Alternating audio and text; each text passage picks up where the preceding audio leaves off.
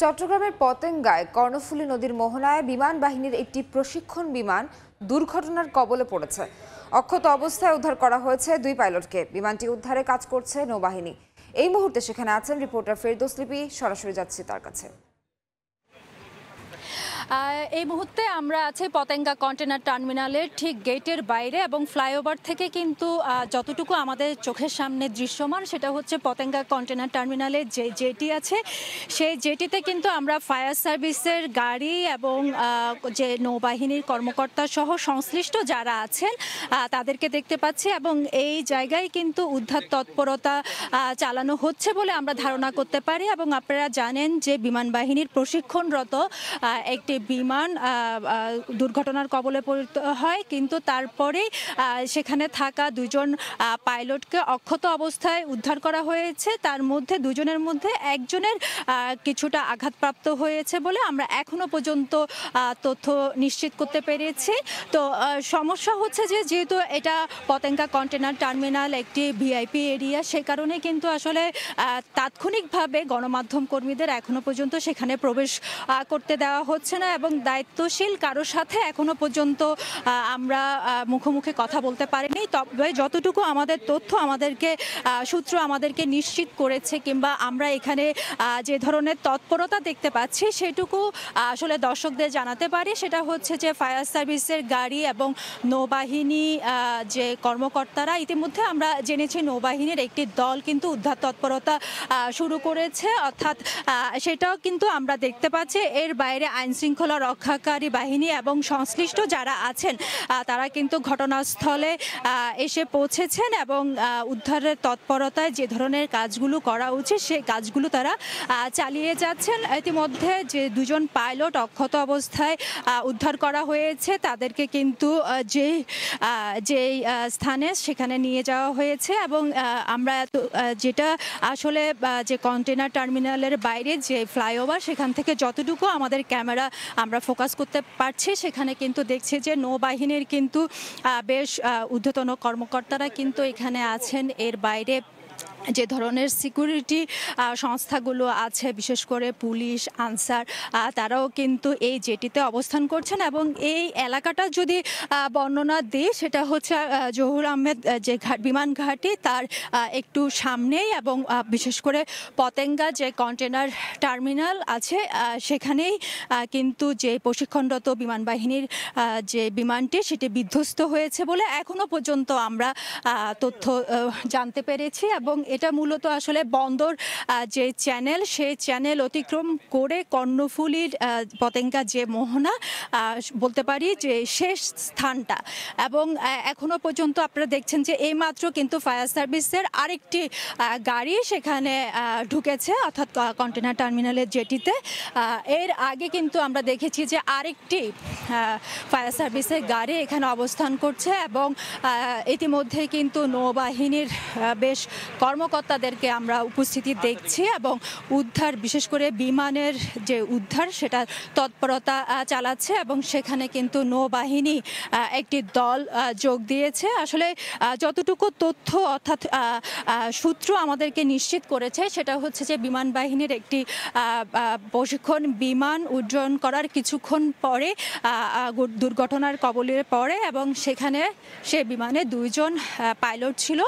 2 জন পাইলটকে অক্ষত অবস্থায় উদ্ধার করা হয়েছে, তবে তার মধ্যে একজনের একটু আহত হয়েছেন এতটুকু পর্যন্ত আমরা জানতে পেরেছি। কিন্তু যেহেতু একটি সংরক্ষিত এলাকা এবং সংরক্ষিত বিষয় সে কারণে এখনো পর্যন্ত আসলে ঘটনার তাৎক্ষণিকতায় এখনো পর্যন্ত যে দায়িত্বশীল কারোর সাথে কথা বলা কিংবা গণমাধ্যমকে তথ্য দেওয়া সেটা আসলে এখনো পর্যন্ত আসলে কেউ করেনি। তবে আমরাও যে গণমাধ্যমকেও আসলে দুর্ঘটনার স্থানে ঢুকতে দেওয়া সেটাও এখনো পর্যন্ত সংরক্ষিত রাখা হয়েছে। তারপরেও আমরা চেষ্টা করছি বিশেষ করে পতেঙ্গা কন্টেনার টার্মিনালের জেটির বাইরে অবস্থান থেকে উঁচু স্থান থেকে যতটুকু আসলে দর্শকদের দেখা যায়। তবে আমরা এখন যে খালি চোখে যেটা দেখতে পাচ্ছি সেখানে হচ্ছে যে নৌবাহিনীর বিশেষ টিম সেটা অবস্থান করছে, পাশাপাশি ফায়ার সার্ভিসের 2টা গাড়ি সেটাও আছে এবং তারা বিশেষ করে যে নদীতে যে উদ্ধার তৎপরতা সেটা চালাচ্ছে এবং এখানে যারা আসলে গেটের সিকিউরিটি তারা বলছেন যে এখনো পর্যন্ত কাউকে অনুমতি নাই ওখানে ভেতরে ঢুকানো। তারপরও যতটুকু তথ্য আসলে আমরা জেনেছি সেটা হচ্ছে যে বিমান বাহিনীর একটি প্রশিক্ষণ বিমান এবং পাশেই আসলে জহুর আহমেদ বিমান ঘাঁটি সম্ভবত সেখান থেকে উড্ডয়ন করে সেটা আসলে প্রশিক্ষণের জন্য আকাশসীমায় ছিল এবং তারপরে আসলে কিভাবে দুর্ঘটনা ঘটলো সেটা বলা এখনো পর্যন্ত তথ্য আমাদেরকে নিশ্চিত করতে পারেনি। তবে আমরা জানতে পেরেছি সেটা 10:30টার দিকে, অর্থাৎ তার আগে আসলে ঘটনাটা ঘটেছে। কিন্তু যেহেতু সংরক্ষিত এলাকায় এবং এখানে আসলে বন্দরের মানুষজন ছাড়া সাধারণ মানুষের চলাফেরা নেই, ফলে যারা সাধারণ মানুষ তারাও আসলে ঘটনা খুব বেশি প্রত্যক্ষ করেনি, ফলে তাদেরও আসলে ঘটনাটা খুব বেশি জানা নেই। তবে আমাদের যে সূত্র সেটা বলছে যে বিমানটা যখন দুর্ঘটনা কবলিত হয় অর্থাৎ তখন কিন্তু সেখানে 2জন পাইলট ছিল, তাদেরকে উদ্ধার করা হয় অক্ষত অবস্থায় অর্থাৎ জীবিত অবস্থায়। তারপরে তাদেরকে দ্রুত আসলে চিকিৎসার জন্য বা প্রাথমিক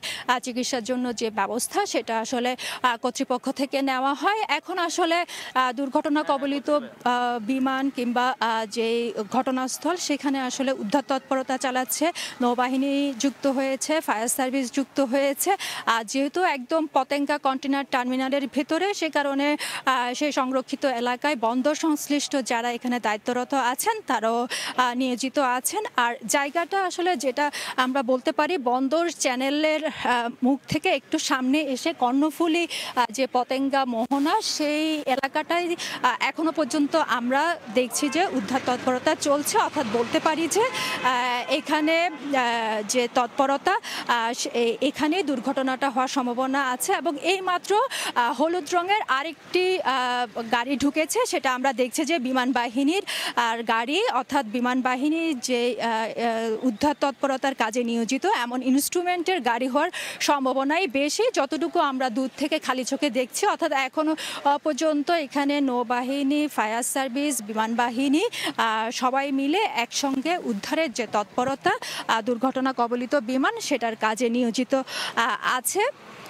আর যেহেতু আসলে যেটা আগেই বলছিলাম যে সংরক্ষিত এলাকা পতেঙ্গা কন্টেনার টার্মিনাল, সেখানে আসলে সাধারণ মানুষের ঢোকার কোনো সম্ভাবনা নেই, সে কারণে আসলে দুর্ঘটনা একেবারে প্রত্যক্ষ করেছে এমন সাধারণ মানুষও কিন্তু আমরা দেখিনি এবং সর্বপ্রথম কিন্তু গণমাধ্যম হিসাবে আমরাই এসেছি এবং সে কারণেই আসলে একদম যেহেতু সংরক্ষিত এলাকা আমাদের গণমাধ্যম কর্মীদেরকে এখনো পর্যন্ত ঢুকতে দেওয়া হয়নি, সে কারণে আমরা যতটুকু উপর থেকে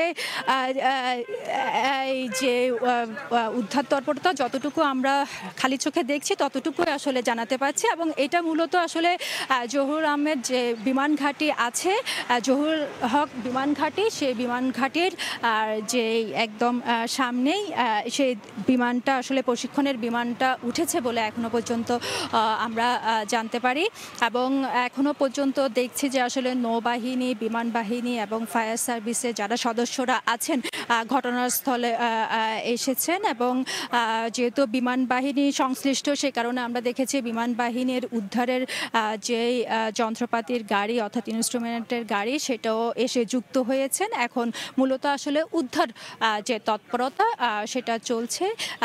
সাধারণভাবে আমরা যে ধারণা থেকে বলতে পারি যে যেহেতু বিমান ঘাঁটি থেকে আসলে প্রশিক্ষণ বিমান উড্ডয়ন করে এবং সেই বিমান ঘাঁটি থেকে উড্ডয়নের পরে আসলে কিছু দূর যাওয়ার পরে বিমানটা, যেহেতু এটা দূরত্ব খুব বেশি না যে হয়তো ঘাঁটি থেকে উড্ডয়ন করার পরপরই দুর্ঘটনা কবলিত হয় এবং দুর্ঘটনা কবলিত হওয়ার পরই যে বিমানে থাকা দুজন যে পাইলট, সেই পাইলট দুজনকে উদ্ধার করা হয় এবং তার দুজনের মধ্যে একজনের আহতটা একটু বেশি এবং দুজনকে আসলে প্রাথমিক যে চিকিৎসা সেই চিকিৎসা দেওয়ার ব্যবস্থা নেওয়া হয়েছে সংশ্লিষ্ট কর্তৃপক্ষ থেকে। এবং এখনো পর্যন্ত যতটুকু আমরা বলতে পারি যে বিমানটা উদ্ধার যে তৎপরতা, সেই তৎপরতায় কিন্তু বিমান বাহিনী, নৌবাহিনী, ফায়ার সার্ভিস তারা যুক্ত হয়েছে এবং সবাই সম্মিলিত চেষ্টায় দুর্ঘটনা কবলিত বিমানটি উদ্ধারের তৎপরতা চালানো হয়েছে। তো